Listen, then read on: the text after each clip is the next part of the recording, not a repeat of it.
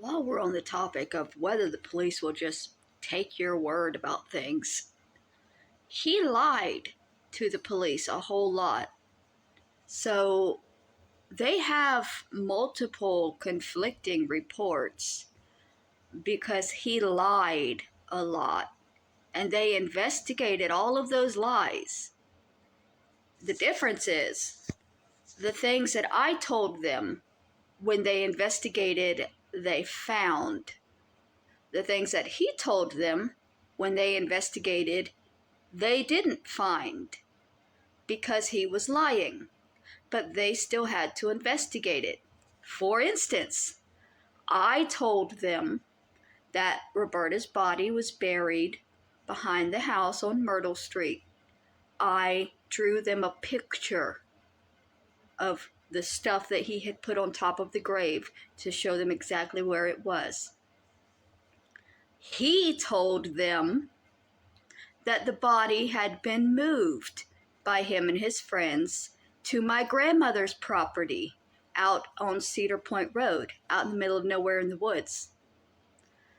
The police dug up my grandmother's property. There's a giant sinkhole back there that they never filled in. They dug up that property because he told them there was a body there.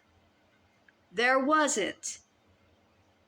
So for all of you who think that you can just lie to the police and put somebody in jail, they will investigate what you're saying. It's not as easy as being the first person to get to the police.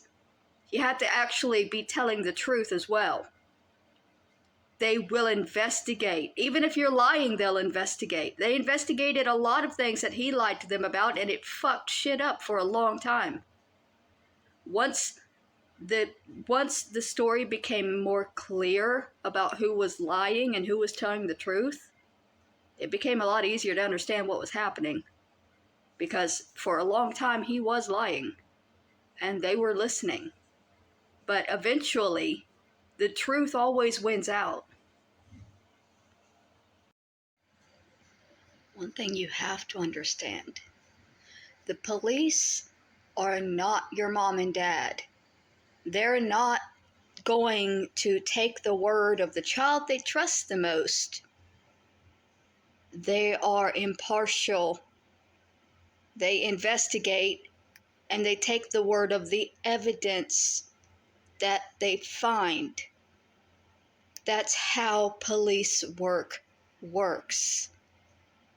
It's my story against his, but the evidence sticks to my story. They didn't just blindly accept my story. They investigated for 2 years, and that's including investigating me. They dug up my grandmother's yard. They got my fingerprints. They had our phone tapped for a while, and they were allowing him to call me to try to force me or trick me into saying something. There was a full investigation, and part of it was into me. And they didn't find anything that would put me in jail. But they did their jobs. The only reason people think that they didn't is because my abusive family is angry at me for writing a book about their abuse.